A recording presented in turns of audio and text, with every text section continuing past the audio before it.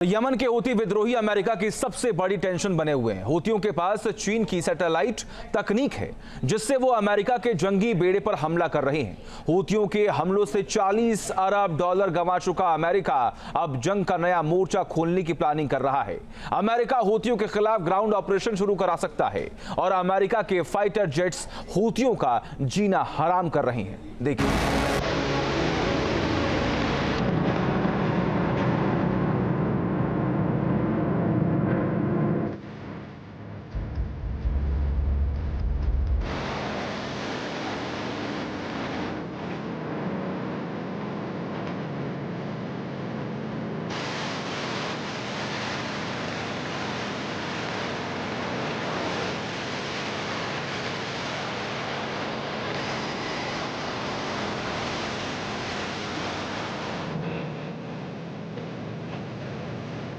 Gaza पट्टी की जंग में क्या होगा?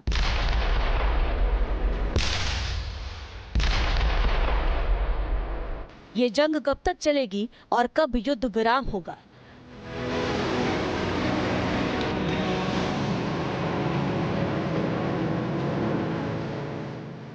डेढ़ साल से मिडिल ईस्ट जल रहा है, जंग की आग में धधक रहा है।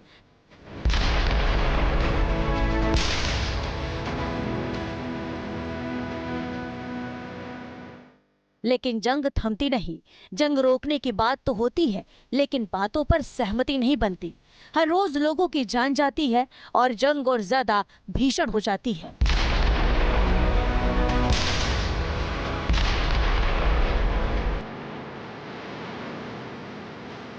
हमास ने जो जंग शुरू की उसे और ज्यादा भड़काया जा रहा है।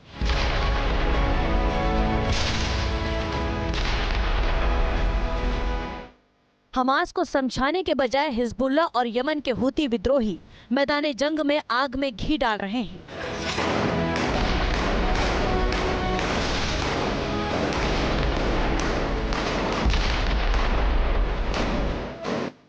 जंग को और ज्यादा भड़का रहे हैं। आए दिन हूती इजराइल पर बड़े हमले कर रहे हैं।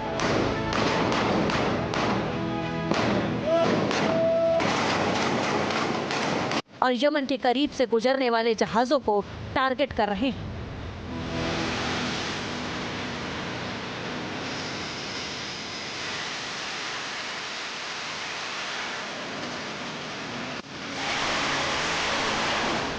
क्या चीन कर रहा हूतियों की मदद?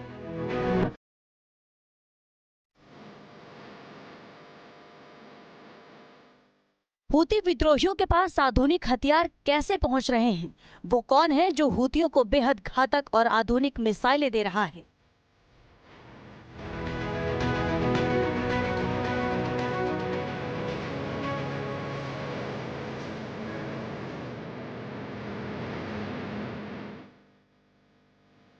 हूतियों को अमेरिकी युद्धपोतों की जानकारी कैसे मिल रही है? कैसे हूती विद्रोही बिल्कुल सटीक निशाना लगाकर अमेरिकी जंगी बेड़े को टारगेट कर रहे हैं?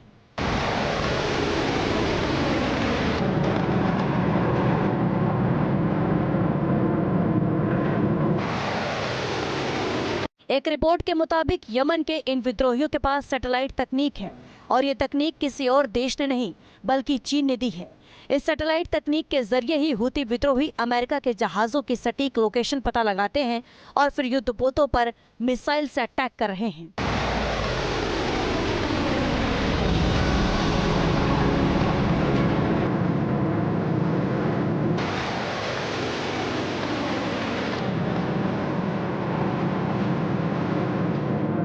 अमेरिका अब ये पता लगा रहा है कि ये तकनीक क्या चीन ने ही हूतियों को दी है या फिर हूतियों ने ये तकनीक कहीं से चोरी की।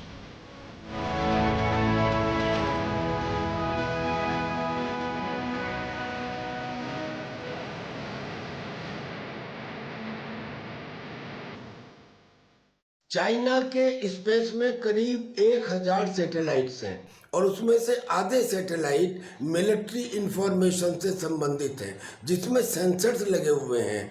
इलेक्ट्रो ऑप्टिकल और रडार फ्रीक्वेंसी टेक्नोलॉजी से वो इक्विप्ड हैं और इनकी मदद से चाइना हुतीज को इंफॉर्मेशन दे रहा है सैटेलाइट इमेजरी के द्वारा अमेरिका के वारशिप्स की या उसके MQ-9 रीपर ड्रोन की।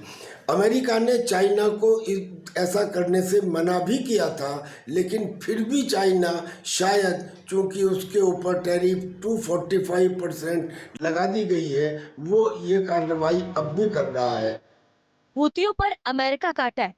अमेरिका के लिए मुसीबत बन चुके हूती विद्रोहियों पर अब अमेरिका कहर बरपा रहा है। हूतियों को सीधे टारगेट कर रहा है। अमेरिका ने यमन में हूतियों के कब्जे वाले बंदरगाह पर भीषण बमबारी की है। अमेरिका ने रास ईसा बंदरगाह पर हमला किया है। इस हमले में 38 लोगों की मौत हुई है, जबकि 102 से ज्यादा लोग इस हमले में घायल हुए हैं। हूतियों पर किए गए इस हमले की पुष्टि अमेरिकी सेंट्रल कमांड ने भी की है। अमेरिकी फाइटर जेट्स लगातार यमन में बमबारी कर रहे हैं। 15 मार्च से जारी हमले अब और ज्यादा भीषण हो गए हैं। अमेरिका को लाल सागर में भारी नुकसान हो चुका है और डोनाल्ड ट्रंप अब किसी और नुकसान को उठाने के मूड में नहीं है। इसलिए अमेरिका अब हूतियों के खिलाफ ग्राउंड अटैक की योजना बना रहा है। मीडिया रिपोर्ट्स के मुताबिक अमेरिका जल्द ही हूतियों के खिलाफ ऑल आउट वॉर छेड़ सकता है। लाल सागर में अमेरिका को 40 अरब डॉलर से ज्यादा का नुकसान हो चुका है और अब व्हाइट हाउस ने भी अपनी रणनीति बदल दी है। हूतियों को रास्ते से हटाने के लिए अमेरिका यमन की सरकार और सेना को समर्थन दे सकता है। यमन की सेना सीधे हूतियों के खिलाफ जंग के मैदान में उतर सकती है, जबकि अमेरिका फाइटर जेट्स के जरिए उनकी मदद कर सकता है। अमेरिका को लाल सागर में तो हूतियों से डर है ही, साथ ही अफ्रीका में मौजूद अमेरिकी बेड़े को भी हमले का डर सता रहा है। अमेरिका को इनपुट मिला है कि सोमालिया का अल शबाब आतंकी संगठन और हूती विद्रोही साझेदारी बढ़ा रहे हैं।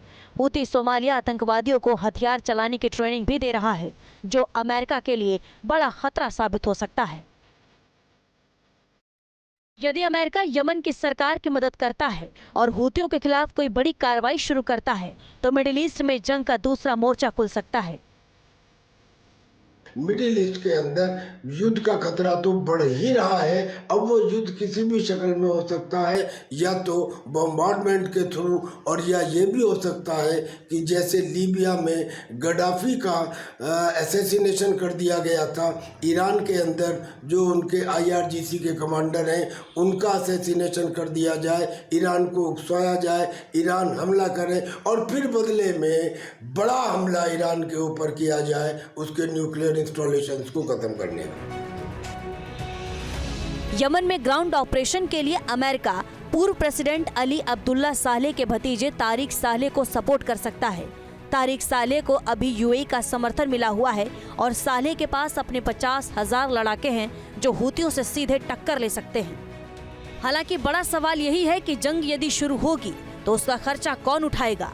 डोनाल्ड ट्रंप जंग का खर्चा उठाने को तैयार नहीं है और अपनी सेना भी नहीं भेजना चाहते, तो फिर जंग का खर्चा उठाने के लिए क्या UAE और सऊदी अरब की मदद ली जाएगी। सवाल ये भी है कि यदि यमन में जंग शुरू होती है तो क्या हमास भी हूतियों की मदद के लिए आएगा। Team news nation. News nation अब व्हाट्सएप पर खबरों की ताजा अपडेट के लिए न्यूज़ नेशन के इस QR कोड को स्कैन करें।